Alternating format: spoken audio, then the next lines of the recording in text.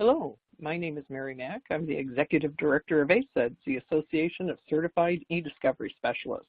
I want to welcome you all to the ACEDS webinar channel where we have another one of our great educational webinars leading up to Legal Tech Legal Week. And a couple of housekeeping things before I go into this fabulous presentation. The first is that you'll be able to download the slides directly from your console if you'd like. And the second is, if you have any questions, the Q&A panel is down at the bottom as well. If it pertains to what we're talking about, I'll serve it up immediately. Otherwise, we'll save it for the end. And of course, if you have any technical difficulties or anything, please put it in the Q&A. We are very, very grateful to our wonderful affiliate partner, RICO, for making available to us today their eDiscovery legend, David Greetham. David Greetham, a newly minted CEDS, something I'm quite proud of for us and for him, is the Vice President, eDiscovery Sales and Operations at RICO. He is a multiple patent holder. He joined RICO from HSSK Forensics, which RICO acquired in February of 2012, and he has built the division at RICO to include an ASCLD lab, something that not many U.S. organizations have for forensics. He's also a testifying expert, a consulting expert, and he is a frequent speaker, not only for ACEDS, but also bar associations and industry associations. He is, one of his patents is because he's the inventor and developer of REMLOX, one of the first forensically sound remote collection tools that work internationally. So he has many other wonderful features, but one of the best is, for me, is I consider him a very, very good friend and somebody I consult with on business and technical issues. David Greetham, pack our bags, take us to the cloud before legal tech. Wow, Mary, that's humbling, and the word legend is, we may need to redefine that. Thank you. It's good to be here. I think the background to this is that I worked at an organization who moved to the cloud early adopters, and people have asked a lot about it and our experience. I want to share some information. So some of this, it could be quite high level, and some of this does get into the weeds a little bit, and hopefully there's something for everybody in this who is interested in this topic. So we're moving to the cloud. If people are considering moving their eDiscovery bags to the cloud, let's talk about what's involved. Kind of things I'm going to touch on to some degree, and I hope it's interactive, and I hope people do ask questions, because I want to touch things that are relevant to you. What really is the cloud? Let's define it. Why move and why not? There's reasons not to. The security and disaster recovery implications. Financial considerations. There's some misperceptions around there, and we'd like to kind of clarify those. How does this impact information governance? Right, we eDiscovery as part of a larger information governance role within corporations. There's some impact there. Really talk a little bit about cloud providers and cloud services, challenges with migration, and just some other issues to consider. So with that, let's really talk about what is the cloud. There's lots of definitions out there. This definition comes from PC Magazine 2016, actually, and they explain it well, right? It's really a metaphor for the Internet. And if you remember back in the days, a big flow charts and presentations, and if you've ever sat in an IT strategy meeting and they're looking at changing infrastructure, the farm of servers used to be represented by a big, fluffy Cumulus cloud, and that's where the name came from. So it's nothing new, right? We've used the Internet in VPN access into company servers, into data centers, and what have you. But this cloud that we talk about today also combines the lack of physical ownership of servers, and we'll talk about that. So kind of really just to level set what the cloud is. There's many definitions out there. So what are the benefits? And some of them are very obvious, and some of them you might think, oh, that's interesting, I never thought of that. Scalable is the in the business in the world we live now. We tend to be more granular in what we offer. We might need more resources tomorrow and might not need them on Monday. And when people think about scalable, they just say, oh, when we get busier, we can add more servers, more storage, more compute power, and that's absolutely true. And it's done almost instantly. You really are on a control panel that you have access to as an administrator. You can provision new servers, put the VMs in. However you choose to do it, you can absolutely do that. But something that's often missed is people don't think about scaling down. And what's the point of scaling up all the time? If you're comparing this to a data center or co-location or on-premise, you can add storage. I mean, it's much more difficult because you have to find what you want and order it and get a PO and have it delivered and provision it and install it. So there's obviously a time factor there and a capital expenditure factor, which we'll touch on in a little bit. But then if you only need that for 3 months and you've got this $200,000 piece of hardware sat in your server room not doing much, that's not much use to you. So the cloud offers an advantage with scalability, obviously up and adding, but also taking away. And from a business perspective, that can get more granular with the needs of your business. When we talk about eDiscovery, maybe we have some massive cases to host. We've got a lot of reviewers accessing databases. We need some more servers to manage that, some more web servers or whatever that is. But when those reviewers are no longer needing access and you go down to a more normalized level, you can decommission those servers and stop paying for them. And I think that's often missed when we talk about scalability. We don't talk about scaling down. Another potential benefit is there's no physical maintenance, right? You don't, 20 years ago, I would go into a data center and you'd have a cage and you'd have a bunch of servers in there, and one of the drives would fail on a RAID system, so you'd have to hotfire it around there and plug it in and obviously get all the physical access and plug it in, or send your service provider however you did that. That just goes away. So that doesn't mean to say all the IT people should get fired. Not at all. What you can do is they can go to second level work. They can do more advanced things, which really helps on a career path. Keeps things interesting. But there's no need to go hot swap servers or hard drives. That is all done for you, and it's done. Some of the monitoring systems that are in place to monitor predictive failures are very impressive. If you ever saw the movie Minority Report back in the day when they used intelligence to predict who was the next person to commit a crime, there's things in place that predict when these servers might fail, and they're proactively addressed. So that's great. No need for physical maintenance anymore. Simpler automated workflows. Once you get your systems lined up the way you want them, it's very simple to just replicate that. Also, always licensing. We think about cloud as servers and storage, and absolutely is.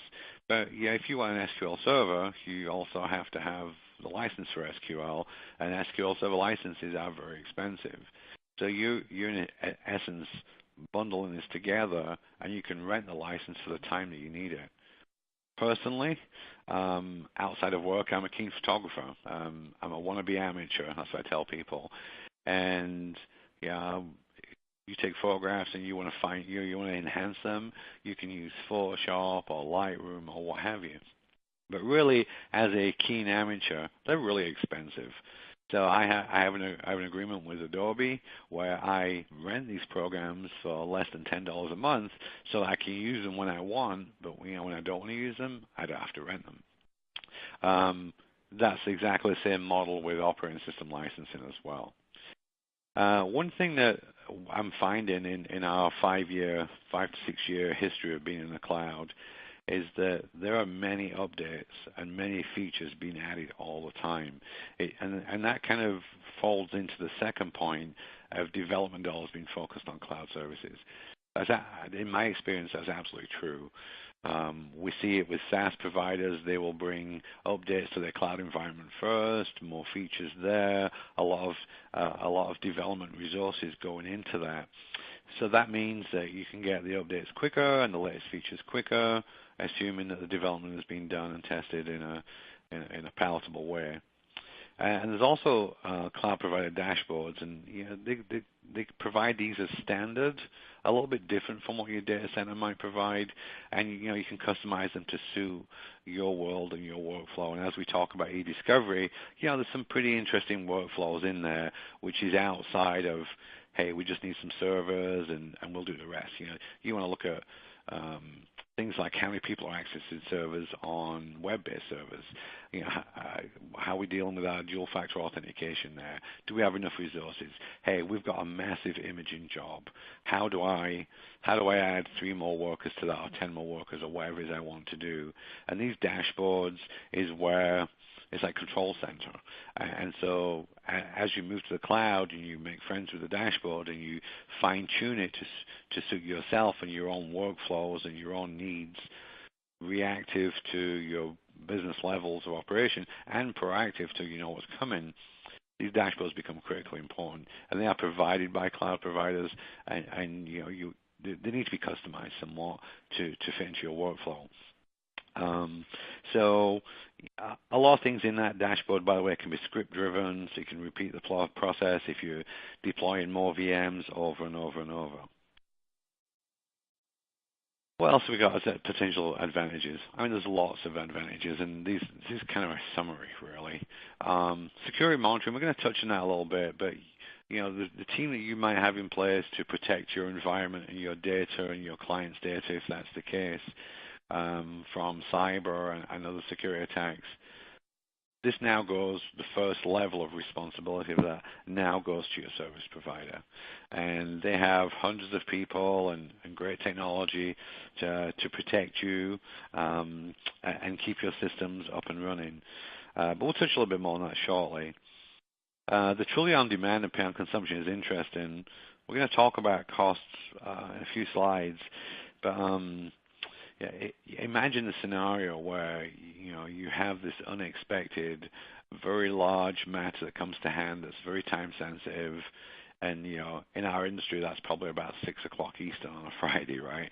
Things happen, something changes, and you just without cloud, you just can't scale up. So you scale up and you pay for this scaling up, right? You might have 20 SQL servers working all weekend, 100 VMs doing imaging or whatever it is they're doing.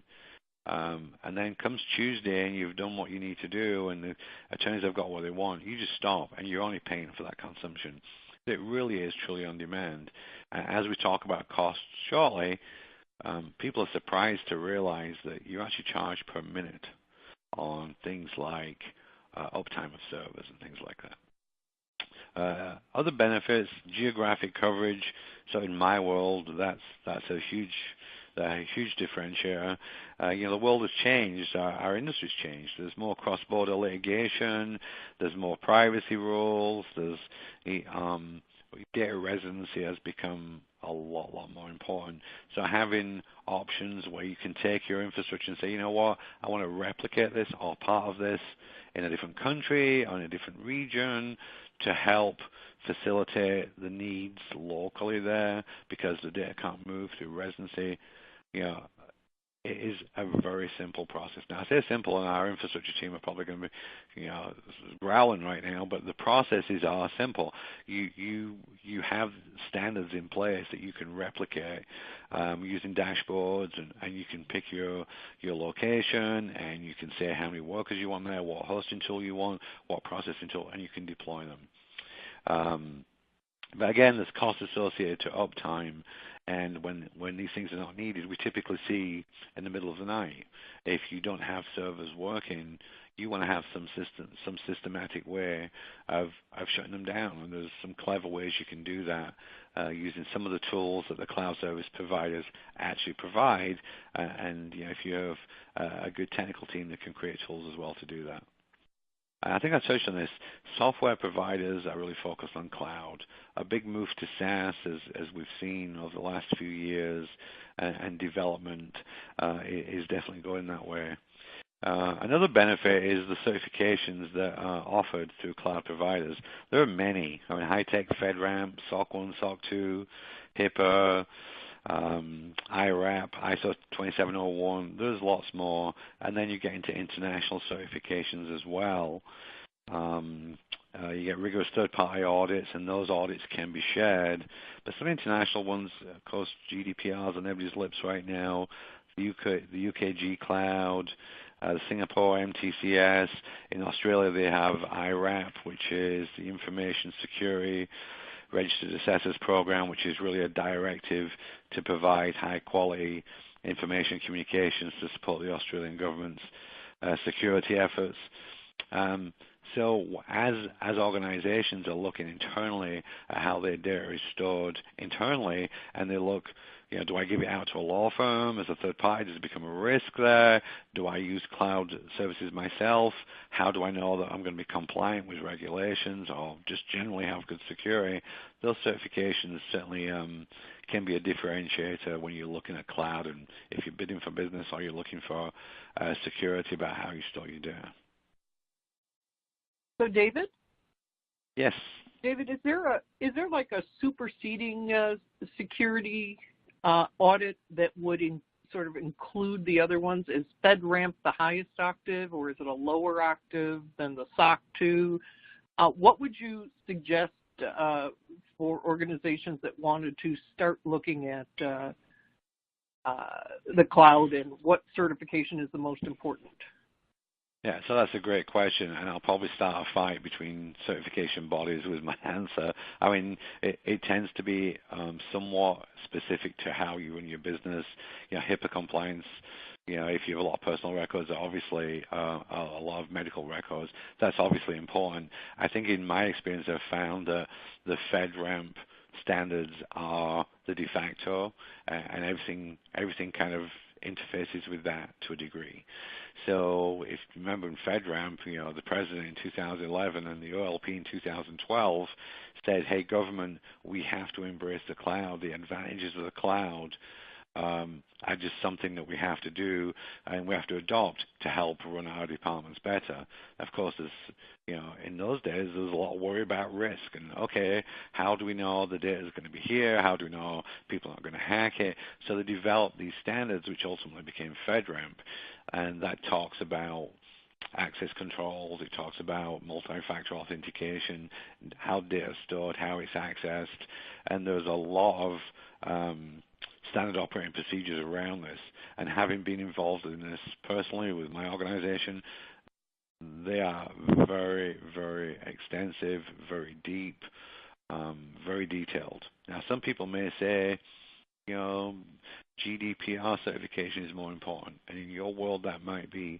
But I found as an eDiscovery provider, we found that the FedRAMP standards are the de facto, and if you have that, everything else is fine. But that's just my opinion. Excellent. Thanks, David. Good question. Now, of course, with everything that has an advantage, there's always a potential disadvantage, right? So I'd be wrong not to kind of speak about these briefly. The first bullet point is no physical access to the infrastructure. And in actual fact, I really don't think this is a disadvantage, but some people do.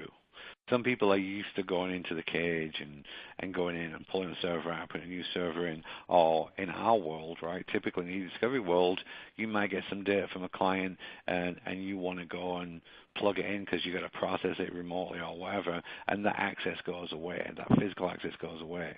And that can be a real problem, especially as we're growing in data sizes. We've got more data in the world, and it keeps growing, right? It keeps growing. We're never going to get to a level where we say, okay, that data side is going to stabilize. I don't anticipate that anytime in my lifetime, truthfully, just because of all the future technologies that come into connected devices and what have you. So that could be a challenge. Now, if you do have a massive set of data, I've seen some organizations deal with that locally and move the results to the cloud. There are some organizations that will physically ship hard drives to a cloud provider, and the cloud providers are really getting a bit more sophisticated now. You know, you chip a drive to them and be like, oh my gosh, what do we do with this? But they will, you know, for a fee, attach that to storage that you can access. So that's considered somewhat of a disadvantage. As I talk to our infrastructure team, they don't feel that, but because they have excellent bandwidth to move things around, some great compression tools, some great validation tools. So as we talk about being in the cloud and having physical access, and that second bullet point, which is large amounts of data to transfer, you know, bandwidth becomes much, much more important than it's ever been before. And I've seen, you know, as bandwidth has got more affordable, or decent bandwidth has got more affordable, and the technology's got better, I see those two kind of going together. And this is, if you go into the cloud, you need to understand this. If you have constantly large amounts of data to transfer to the cloud, you know, you have to think about this. Does this work for us? This is a potential disadvantage. The third bullet point is often complex in billing to decipher, and I think there's a tad of infancy, if you like, on how cloud services are administered from a billing perspective. Because if you think about it, you could have one server that has been up and down 50 times during the course of a month, and you're being billed for the uptime. So you take that times 500. You know, there could be 500 instances. You have 500 servers that the same thing's happening all the time. So it can be complex. I have seen some level of improvement from the cloud providers, but I still think that's potentially a disadvantage at this stage. That if you're a law firm, by example, and you have many clients who are you doing processes for in the cloud, it can be difficult to do some cost recovery there accurately. And it certainly can be done. It can just be quite complex. The fourth bullet point down is something I never expected as we migrated. You may need to learn new skills for managing your infrastructure. And you think, well, you know, we have IT infrastructure specialists who have been managing our co-location or our on-premise facilities for a long time. And, you know, they have all the right tools in place and they know how to manage it, and this is just the same, right? Well, it's not. It's very similar, and there's lots of synergies, but there are some new things to consider. And we talked about downtime. You know, if you have 20 servers and not doing anything, you know, in an on-premise situation, people don't tend to shut them down because there's really no impact other than spinning spindles might wear out and there's a bit more electricity being used. This is different. So managing it, there are some new skills. And in fact, a lot of the cloud service providers actually offer certification around their services, which will help you manage your environment better. Another potential disadvantage is ever-changing. I mean, in our 6 years in the cloud, there's been many changes, many updates, and you'd expect hardware changes and improvements there and what have you. But even how the service is provided, that's ever-changing. I think business intelligence reporting is limited. Again, it comes into the infancy. I think it's getting better. I think there's lots of room for improvement, especially if you're in a scenario where, again, maybe as a law firm, you have 20 cases hosted and you've got to do some cost recovery. Getting to how you allocate that can be challenging. It can be done. It just takes some time. If you're a corporation and you want to look at your total cost of spend in this environment and where the spend is going, there are some metrics available, but they need to become more sophisticated, I believe. Another potential disadvantage is that the services are typically not portable. So if you have a cloud provider of choice, they will have some services that is unique to them and how you administer your system and maybe how you use SQL and how you do other things. And that's not portable. So if you're thinking, you know what, I'll try this provider for a year, and if it doesn't work out, I'll move to this provider. That is not a simple process because the workflows that you build around the services that the cloud providers provide takes away some of the portability there. The penultimate bullet point here talks about dongle-driven applications or MAC address-based licenses. That still does exist, much less than ever before. I think the software providers who have relied on, hey, you buy a dongle from us, you can plug it into any machine you want, you can use it. And in our industry, a lot of software, a lot of tools are licensed that way. Well, over the last 2 or 3 years, there's definitely been a change afoot there. They have their virtual license servers now, and MAC address-based licenses is a unique identifier, machine access code that it stands for. So it's basically, in essence, the serial number of the network card. You used to tie a license to that, and that is changing. It hasn't fully changed. So if you have applications that you want to run in a cloud environment and they rely on this type of licensing authentication, that's potentially different and potentially a challenge. I'd encourage you to speak to your software provider about that and telling them it's time to come out of the 90s and maybe modernize their licensing method. I think the last point we kind of touched on is the consideration of shipping data or constant mass uploads. If you constantly have to upload a lot of data, I think bandwidth, compression, there are a lot of good things involved. But if you need to upload 20 terabytes a day, there's some challenges there. There are some challenges, and you've got to think about that and how it fits your business. And I wouldn't dare suggest that you change your business to suit the cloud. I think that would be crazy. But there are some supporting technologies that are addressing some of these problems. It still is potentially a problem, though, at this stage.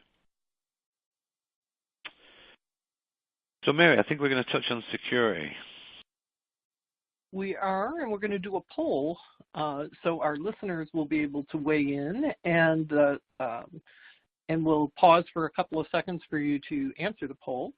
Do you think that cloud security is more secure than on-premise or co-location, about the same as on-premise or co-location, or less secure as on-premise or colos? So, and it's an interesting question, Mary. I get asked this a lot.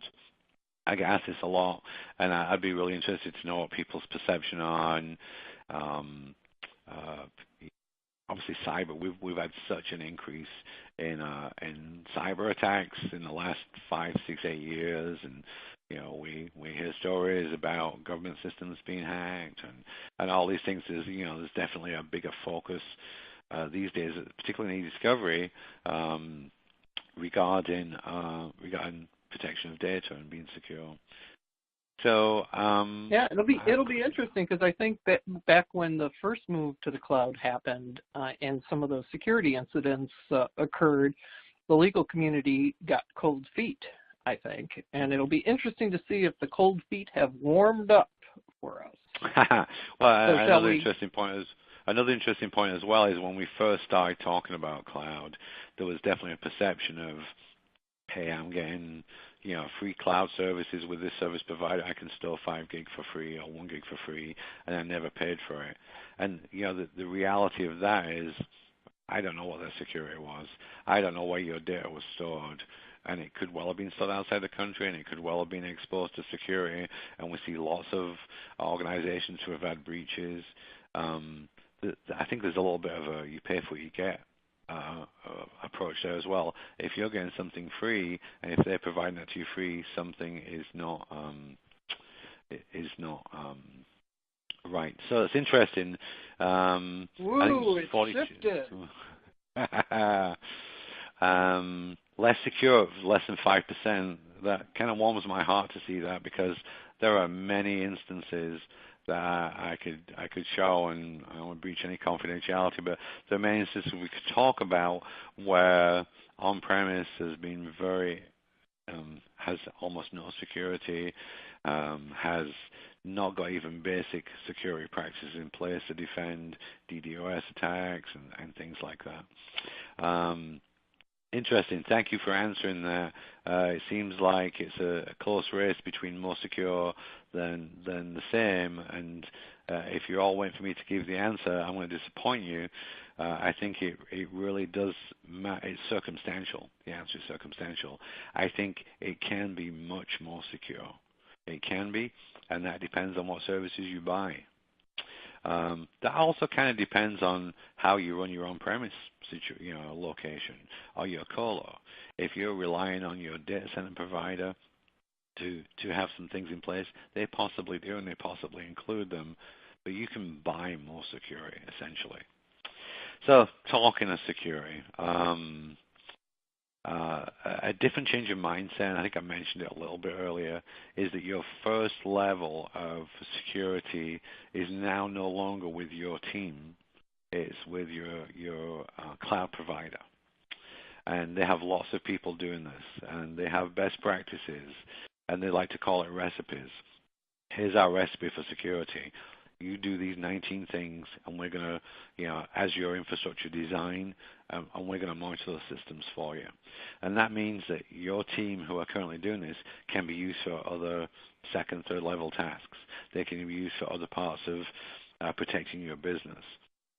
I've seen smart technologies in place for distributed denial of service attacks that prevent this happening. And of course, you could have these in a co-location, or you could have them on-premise, and you could have your own tools. But these tools are included. So when people talk about the cost, and we will talk about cost shortly, when people talk about the cost, there's a lot included. Security is certainly one of those things, and just the baseline what's included security for a lot of organizations is sufficient. For some organizations, perhaps people offering e-discovery services, you may want to go to a higher level, because if you think about it, in the process of litigation and discovery and e-discovery, you tend to be holding your client's most sensitive business information. SLA-driven approach, the suicide for a cloud service provider is a security breach. So they put a lot of effort and resources into protecting the environment as part of the SLA, as part of, the worst thing that could happen is that they had a breach. And there are laws around cloud service providers that they can't just say, oh, we had a breach, but there really wasn't much impact, and so we're not going to tell anybody. There are laws and governance around that. Their security information becomes public domain. If you was to email me and say, I need your cloud provider's third-party audit from last year, I could provide that to you. Encryption. So inter- and intra-application encryption as data moves and as it rests. This is something that can be done in a data center. This is something that can be done on-premise. But to do it effectively, there's a couple of things you need.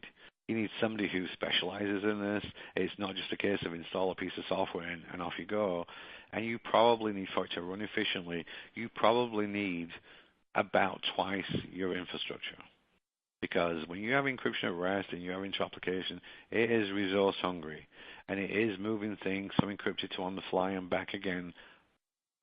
A lot of activity there, and that has the effect of slowing down your systems.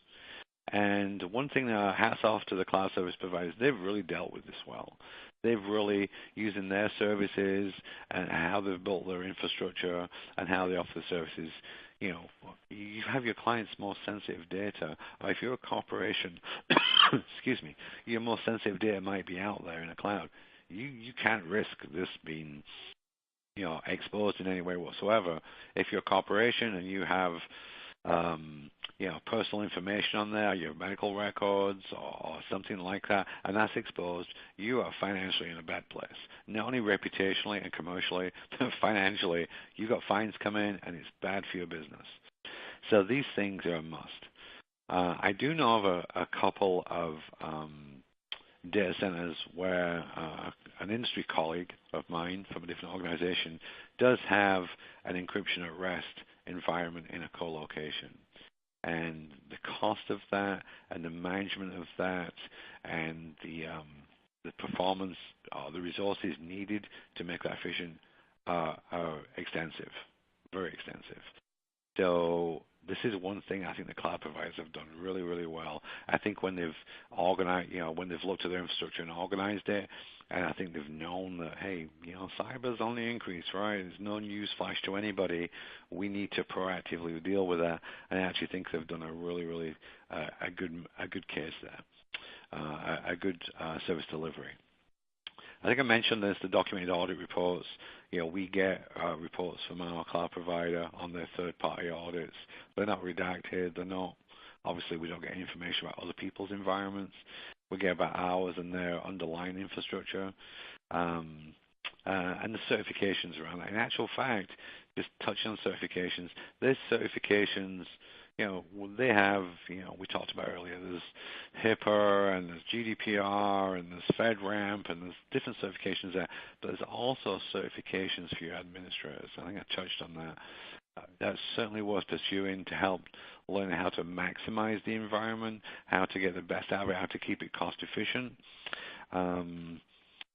This certainly doesn't negate all of your security needs, right? The security people you have now are probably doing more second-level things than first-level. Virus protection, phishing attacks, by example, they don't go away just because you're in the cloud. They don't. But what it does do is it means you can get into second and third level things. You can use your team more efficiently rather than just sat watching monitoring screens. Somebody else is actually doing that for you. Of course, disaster recovery is an integral part of everybody's business these days. If you're an organization that doesn't have a disaster recovery plan, I'd be very surprised to even hear of that these days. It can be simpler to actually technically administer in a cloud because you can have on-demand resources. You can have data getting synced across the country in different locations. There's a lot of things you can have. You can even buy disaster recovery as a service, or DRAS, is that how you pronounce it? I'm not really sure. And there's some organization offering that as an add-in, and depending on the nature of your business, you might want that. What does downtime mean to you? The cloud is made up of physical pieces of equipment, and we can't see them and we can't touch them. But anything that's got moving parts, anything that relies on electricity, there's at some stage there's a chance that it's going to fail. If you have proper disaster recovery systems in place or proper syncing between workplaces, you're not even going to notice it. In fact, as I mentioned earlier, the cloud providers use artificial intelligence to project when these things are going to fail, and they proactively deal with it. So, after a year, a lot of these organizations decommission their servers and put new servers in. On disaster recovery, right, it makes sense to have your disaster recovery in a different environment to where your production environment is, because if your production environment goes down, so does your access to your DR. So there's flexibility there. You can select your location. A common perception is that, well, it's in the cloud. I really don't know where it is. I can tell you the physical street address of where our cloud is, right? Because bear in mind, cloud is just a made-up word because that's how we used to draw a picture of a bank of servers. So you can select, and different service providers have different geographic choices. Some are throughout the world, some are just in North America. But it would make sense when you're thinking about where's my failover system, where's my DR system.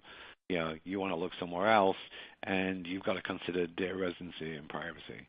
So, of course, in the U.S., you want another location in the U.S., but as you get into Europe and some of the challenges there, and outside of Europe, even outside of North America, data residency has to be a big consideration when you're talking about disaster recovery using cloud services. There's SLAs around downtime and recovery time. They're very clearly defined. Contracting is often a bigger effort with cloud service providers because of things like this, but there's SLAs around it, which gives you can inherit those SLAs for your clients as well. Generally meets every regulatory DR requirement I've ever come across. There is one exception to that, where part of the DR was that regulatory requirement was that you had to have access to the physical server, and that is not a reality in a cloud environment. But with that one exception, every other DR regulatory requirement I've seen is absolutely met by cloud services. There's many scalable options to choose from. You can have what you want. It's like a restaurant, right? If you want everything on the menu, that's fine, but you're going to get a big check at the end of it. You just got to really decide what meets your business needs. but there's many options. And interestingly, you can change between the options.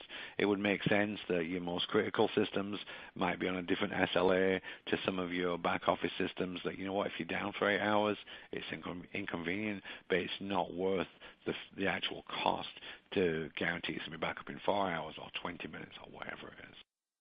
So disaster recovery works well in the cloud, but you do pay for it.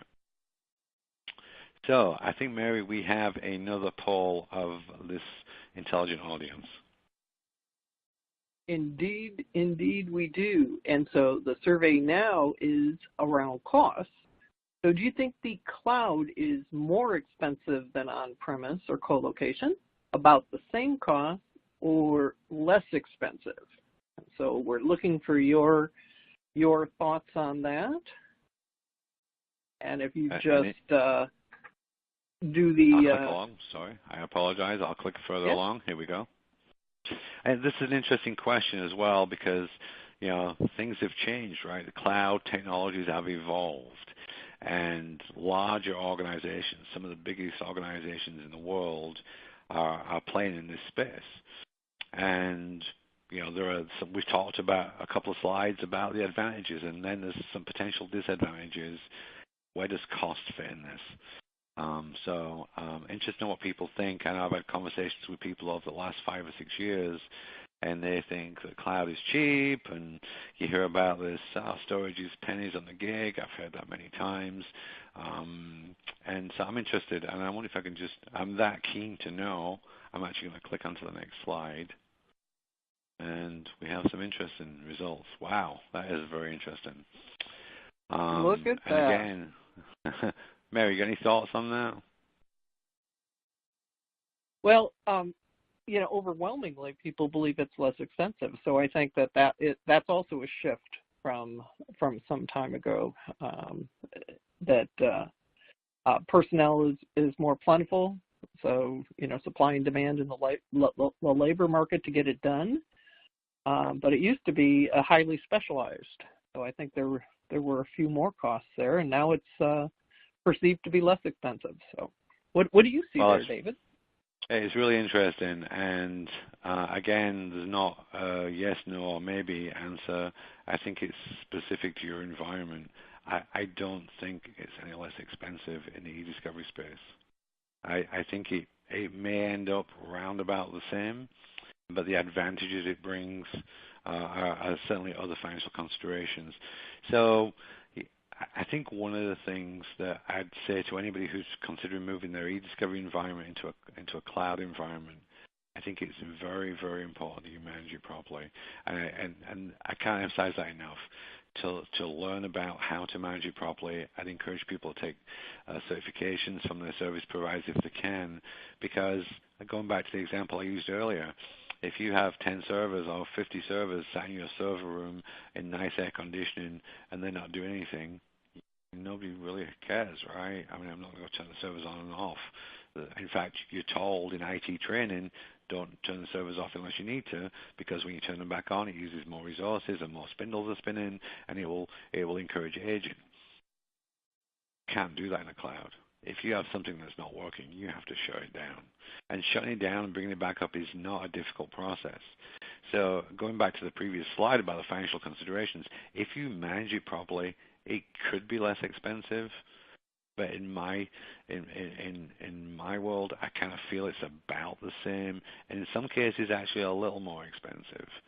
But the advantages it brings, you have to consider the financial considerations with the business advantages and actually some business disadvantages as well. I think I mentioned it's typically charged per minute. Storage is often considered cheap. And you know what? Some storage can be cheap. You can buy storage for pennies a gig. That's what people talk about. But, you know, first of all, you have to back that up, and you have to have a DR, so you're multiplying the cost there. And then, you know, do you want it on solid state or do you want spindles? Because solid state will perform quicker. So, okay, I want solid state. I need 4 or 5 backups of that. I need a disaster recovery. I need live replication somewhere else. That storage is then not that cheap. So that's one thing. And then the second thing is, behind that, you need servers to run that. And, you know, service to help administer access rights and monitoring performance and things like that. So I don't think cloud is the cheap option for people who spend $200,000 a year on infrastructure. I'm not saying they're not going to spend that. They might spend more. They might spend less. I think a lot of it comes down to managing it properly. And the advantages outside of financial or commercial advantages are significant. That scalability, being able to react to something you didn't see coming, be able to proactively add IOPS or SQL servers or workers, because your clients will change, which they weren't expecting. We've lived that. And without the scalability, both up and down, it's pretty hard to run an efficient business in this day and age. I think a big mind shift as well is the move from capital expenditure or CapEx to an operating expenditure or OpEx. You're renting this. You're not buying servers and you're not amortizing them over 2 or 3 years and buying big net apps and hundreds of thousands of dollars of attached devices for storage that are super efficient and run well, and all these RAID 5, RAID 10 systems. You're not buying them anymore, and that is really very difficult to ingest. And if you've ever been in a dilemma where, do I buy this car or do I lease it, that dilemma that you're thinking about during that process is the same dilemma. We're used to buying things. We're used to being able to go and touch it and put our hands on it and look at it and admire, look at this fantastic server I just bought, and let me add some hard drives to it, let me add some external connectivity. That is an entire different mind shift change. Now, there's a couple of things about the OpEx versus CapEx. First of all, if you run a business environment within your company, whether it's the corporate legal department or whether it's your law firm and you're in the eDiscovery group, this is a monthly cost.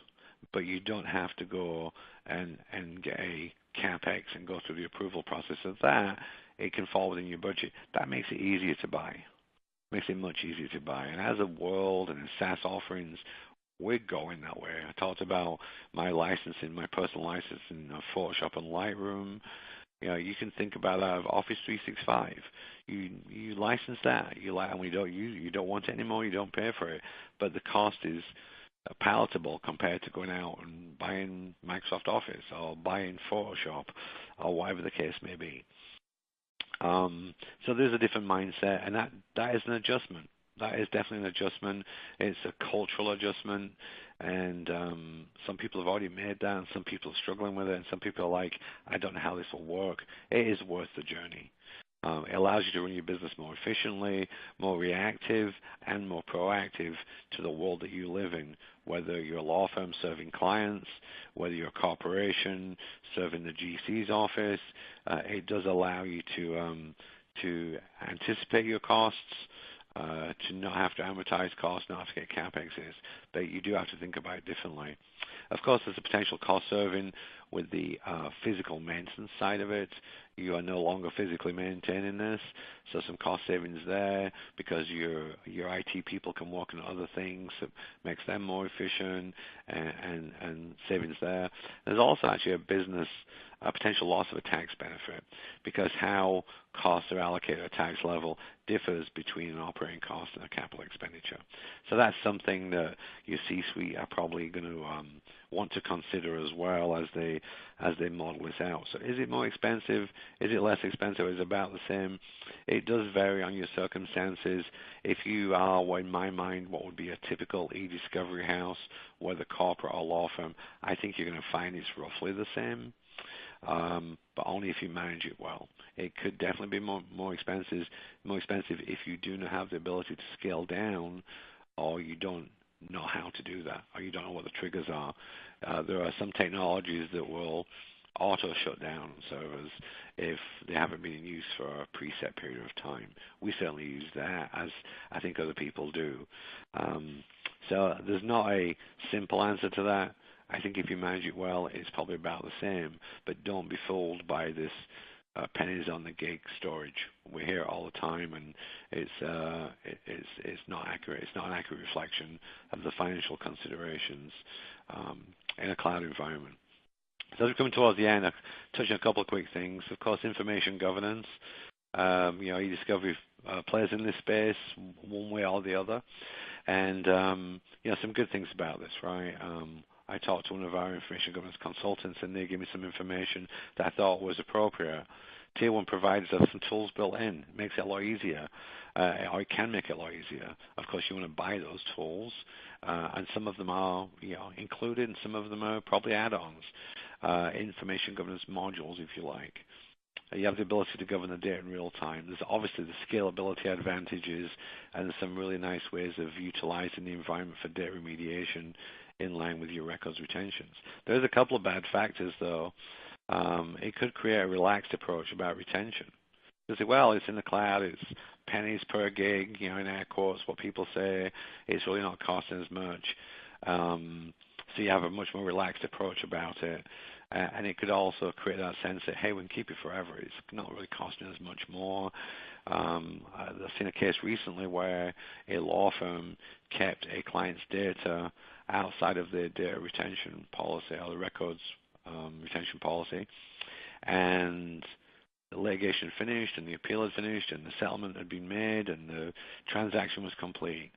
And this data that was on litigation hold was released from litigation hold, yet the law firm kept it because there was really felt there was no risk. And then new litigation came along, and the corporation saying, well, we don't have that data anymore.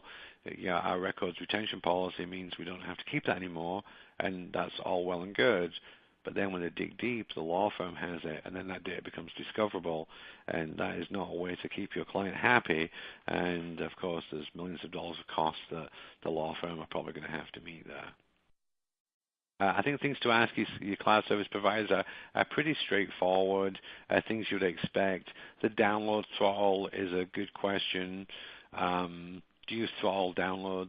Some cloud service providers do limit what you can download, the speed you can download.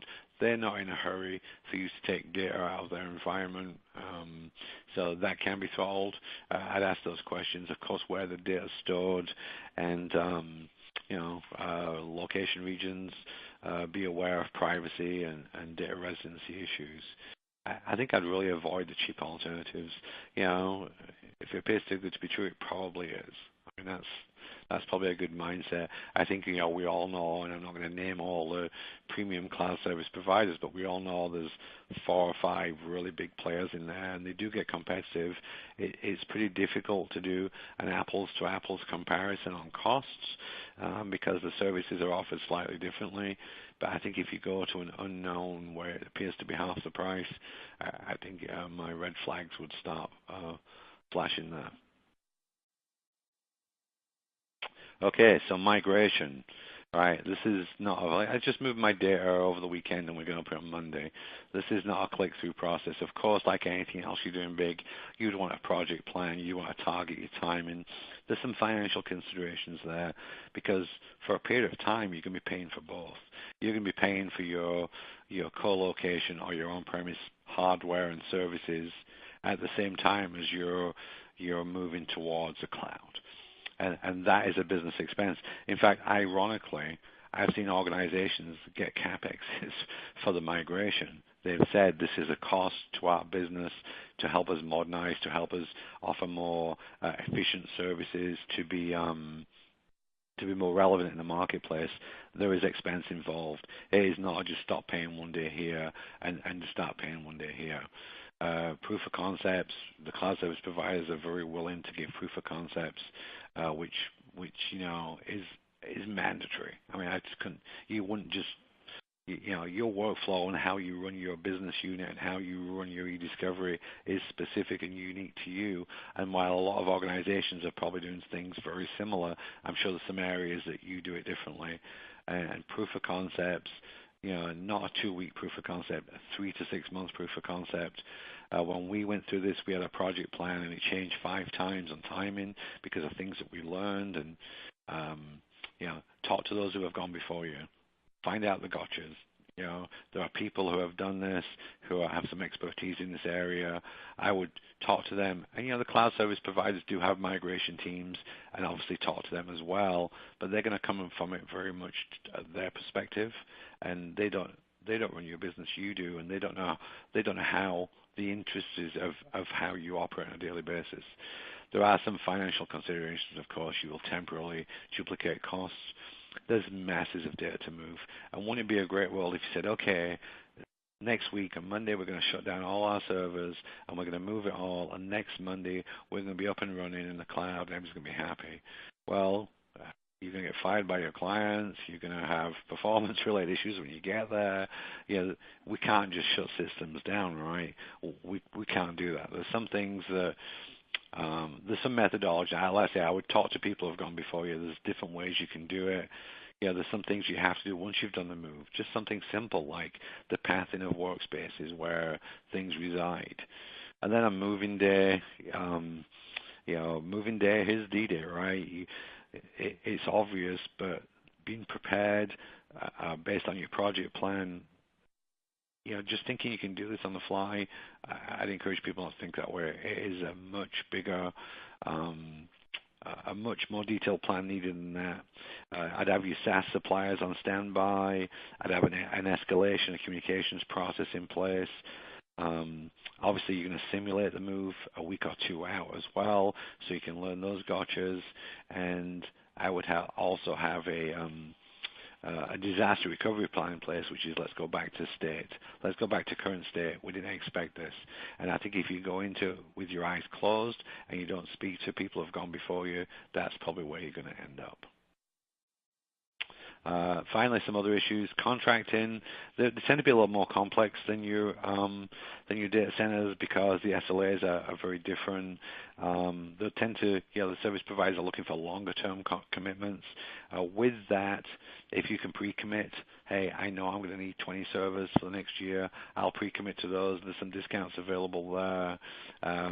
But obviously the scalability of the cloud, you really don't know what you're going to need in the future. You think you're going to need this. If you can be certain, say, I know whatever happens, I'm going to need 10 of these and 6 of these, I'd pre-commit, some discounts available. I think administrating the environment, there's some technical learnings to be had. And again, we've talked about certification. And while IT infrastructure talent is absolutely critical, baseline, there's some more learnings to be had because it is a little different. Likewise, on the commercial side, not just shutting down to save costs, but how do you administrate to suit your clients? One thing I've seen commonly, and one thing that we certainly do, is we look at how many people are accessing our system at one time. We say, okay, we know that our web servers really have this capacity before it starts getting slow, so we want to be proactive there and commercially say, okay, we're going to add 3 more web servers at this peak period. Or if we're talking to a client and we know they've got a massive review coming up in a short timeline, we're going to proactively go out and prepare for that. It is difficult to migrate between providers. I don't think the providers want you to migrate. So be aware of that. And the reason it's difficult is because each provider, I think I mentioned on this, has their own services that they add on. Maybe their own way of administering SQL, or maybe their own way of putting a physical layer in place. It is not easy to migrate. So that proof of concept becomes more and more important. And if you do a proof of concept and you've done all your due diligence and you think, I like this provider, and you do your proof of concept, and you're kind of not quite 100% comfortable with it, I would look at your second choice provider and do a proof of concept with them as well, because it is difficult. You kind of need to decide where you're going and be full in. And I think the last point I've got on here is that I think there's some advantages for law firms here, some commercial advantages. More and more corporations on their RFPs are asking 3rd and 4th level security questions. And you're in a business of practicing law, and you think, I don't even know what this is. The certification around the environments will really, really help you answer those security questions from RFPs from corporations. And in some cases, you've got law firms that can't answer those, and I think that gives you a significant advantage.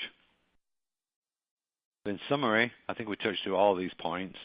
There's obviously advantages and disadvantages, eyes wide open, lots of testing, proof of concepts. Financially, it's not necessarily cheaper. It can be less expensive, how well you manage the environment and the needs of your business. Do you need servers on all night, overnight? If you do, you're going to pay for that. It's billed by the minute. But you also have to think about the cost of not migrating, and that's not a physical cost. That's more a business cost, I would suggest. You obviously need enhanced security and disaster recovery. It's possible to do this in a co-location, and it's possible to do it in a on-premise, but it is more expensive and more difficult. We touched on that. You need more servers. You need specialized talent to do that, which equates to cost, truthfully. Don't be lured by the, hey, it's cheap storage. And I've even heard service providers go down that path. On the surface of it, it might look cheap, but when you think about your disaster recovery needs, you think about replication of servers and fallovers, you think about backups, that pennies per gig soon goes away. And of course, the servers to support that. Not all cloud providers are the same. Dig in deep. And the migration is a significant effort. Speak to people who have gone before you. Don't even consider doing this without a POC in a dev environment. And make sure that all of your applications that you want to run function the way they should be. So with that, Mary, we're right at the top of the hour. And if there's any questions, I know some people will have to drop off to go to other calls, but really happy to get your thoughts, Mary, and answer any questions that anybody has. Well, we do have some questions, and we do want to be respectful of others' time, so I am going to ask the questions, but those of you who need to hop off, please feel free. The first question, David, is can you explain the throttling the downloads, what that means, and then also is there a cost to increasing the download speed? That's a great question. Yes.